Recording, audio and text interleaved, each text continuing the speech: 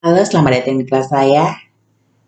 Di sini saya akan membahas tentang pengangguran, itu materi ekonomi kelas 11. Dalam materi pengangguran ini dibagi menjadi dua, yaitu pengertian pengangguran dan jenis-jenis pengangguran.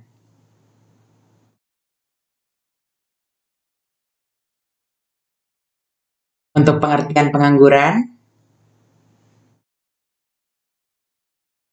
pengangguran adalah penduduk yang tidak bekerja tetapi sedang mencari pekerjaan atau mempersiapkan suatu usaha baru, atau penduduk yang tidak mencari pekerjaan karena merasa tidak memungkinkan mendapat pekerjaan, atau penduduk yang tidak mencari pekerjaan karena sudah diterima bekerja, mempunyai pekerjaan tetapi belum mulai bekerja. Menjadi salah satu contohnya yaitu petani yang menunggu musim musim panen. Nah, itu bisa dikatakan menjadi salah satu contoh pengangguran. Untuk selanjutnya, jenis-jenis pengangguran kita lihat ada 3 di sini ya. Kita lihat di sini ada 3 jenis pengangguran. Ada pengangguran ketidakcakapan, pengangguran tak kentara atau pengangguran terselubung, pengangguran kentara atau pengangguran terbuka. Nah, kita lihat dari masing-masingnya ini seperti apa. Kita lihat dari yang pertama, pengangguran ketidakcakapan. Pengangguran ketidakcakapan adalah pengangguran yang terjadi karena seseorang mempunyai cacat fisik, jasmani, sehingga dalam dunia perusahaan mereka sulit untuk diterima menjadi pekerja atau karyawan. Nah, selanjutnya kita bisa melihat pengangguran tak kentara atau pengangguran terselubung.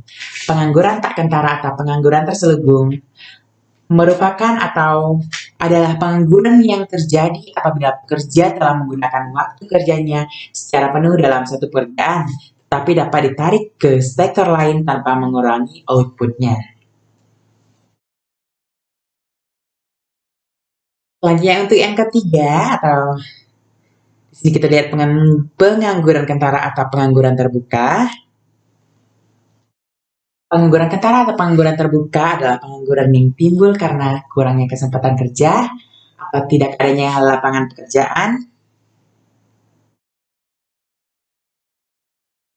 Dan selanjutnya, adapun jenis pengangguran menurut sebab-sebabnya dapat dibedakan menjadi sebagai berikut.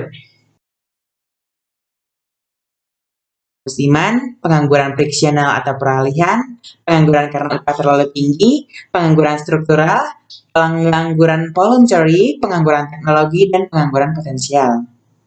Untuk yang pertama, pengangguran musiman merupakan pengangguran yang bisa terjadi pada sektor pertanian, misalnya di musim paceklik atau musim panen, di mana masa petani yang menganggur karena telah usai masa panen yang menunggu musim tanam selanjutnya.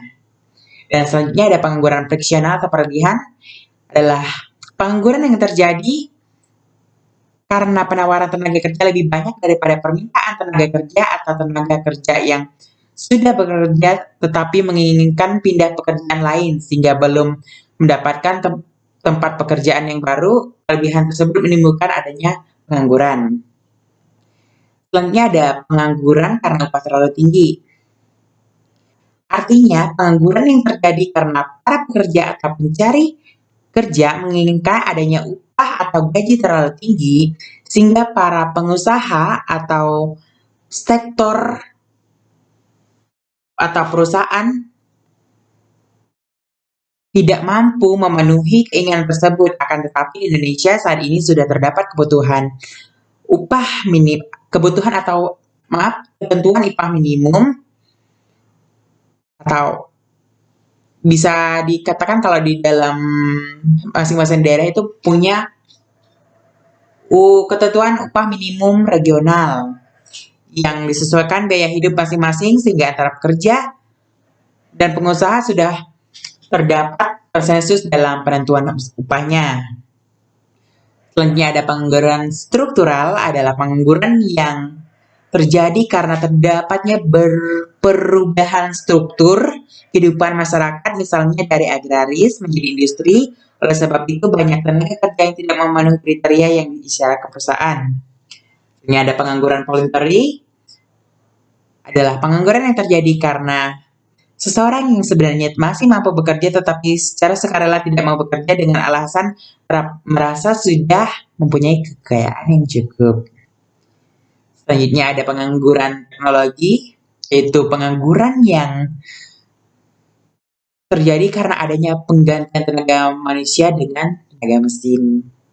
Selanjutnya ada pengangguran potensial, yang mana pengangguran potensial adalah yang terjadi apabila para pekerja dalam suatu sektor dapat ditarik ke sektor lainnya tanpa mengurangi output, hanya harus diikuti perubahan-perubahan fundamental dalam metode produksi, misalnya perubahan dari tenaga kerja manusia menjadi tenaga mesin, mekanisasi. Dan cukup sekian dari materi ini. Di sini saya akan menyimpulkan bahwa